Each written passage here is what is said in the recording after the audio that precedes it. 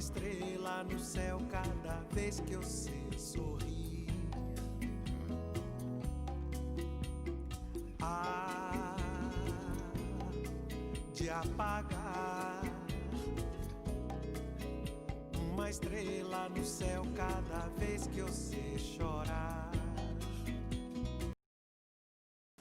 Bom dia, meus amigos. No último vídeo, a gente viu o que acontece com o Sol quando você sorriu. Hoje a gente vai ver o que acontece quando você chorar. Bom, você sorriu e o Sol foi formado. Você lembra como? Ele estava batendo e colando hidrogênio e hidrogênio, formando hélio e liberando luz e calor enquanto fazia isso. Esse processo é um tipo de reação nuclear. Tem esse nome porque é uma interação entre os núcleos, a parte central de um átomo. Esse tipo de reação é chamada fusão. No último vídeo eu falei que o Sol é um forno que amassa hidrogênio e hidrogênio para formar hélio no seu centro. Veja que eu falei isso para fazer uma analogia com algo que vocês conhecem, que seria sovar uma massa e assar um pão num forno. Analogias nos ajudam a entender conceitos complexos, mas elas não são exatas. Uma das diferenças, no caso que usei, é que para fazer pão a gente precisa colocar energia no processo. O seu forno consome energia elétrica, gás ou lenha. Já no Sol, a fusão nuclear que produz elementos químicos libera energia, assim como a reação química da queima da lenha libera energia. Essa energia é expressa em luz e calor, que podemos chamar de radiação, que sai da estrela e tenta empurrar tudo que está no caminho para fora. Então agora você já pode perceber como que o Sol passa boa parte da sua vida. Ele está numa constante queda de braço, gravidade para dentro, pressão nuclear para fora. Mas e esse combustível que gera pressão nuclear vai durar para sempre? Não. Esse combustível vai se acabar e a estrela vai se apagar, com o seu choro, como disse o Gil.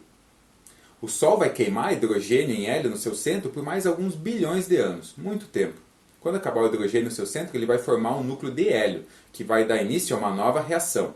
Ele vai começar a produzir carbono e oxigênio na sua parte mais interna. Mas ao redor desse núcleo vai formar uma camada de hidrogênio, onde a temperatura vai aumentar o suficiente para esse hidrogênio começar a se fundir em hélio, mas agora não no centro da estrela, numa parte logo após o núcleo. Essa geração de energia e uma camada além do núcleo faz com que a estrela se expanda devido à pressão nuclear dessa reação. Ele vai crescer tanto que nessa fase que chamamos de gigante vermelho, o Sol vai engolir alguns planetas, como Mercúrio, Vênus e talvez até a Terra. Como já foi dito no último vídeo, a energia térmica que dá ignição para cozinhar veio da energia gravitacional, que veio da massa da estrela. Veja que isso define até que elemento o Sol consegue cozinhar. Isso depende da sua massa inicial. Porque para cada elemento mais pesado, o gás da estrela precisa ficar mais quente. Depois de formar esse núcleo de carbono e oxigênio, o Sol não consegue criar novos elementos, porque sua massa não é grande o suficiente. Sim, a gente vai ver que existem estrelas muito mais massivas que o Sol.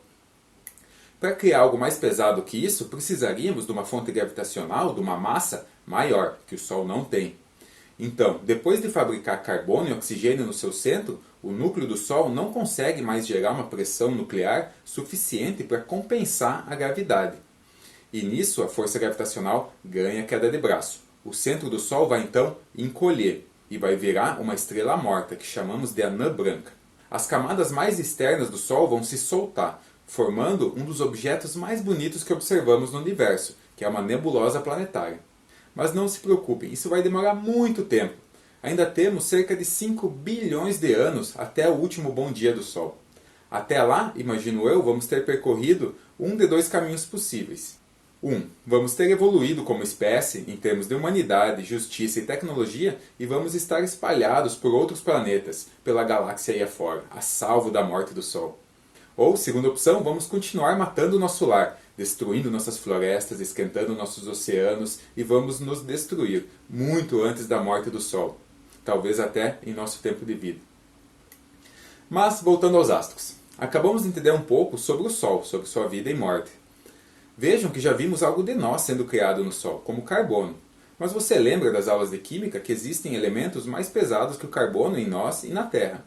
Se o Sol não consegue produzir elementos pesados como ferro e maiores, onde eles são feitos? Resposta no próximo vídeo.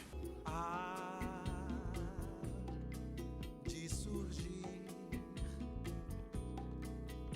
uma estrela no céu cada vez que eu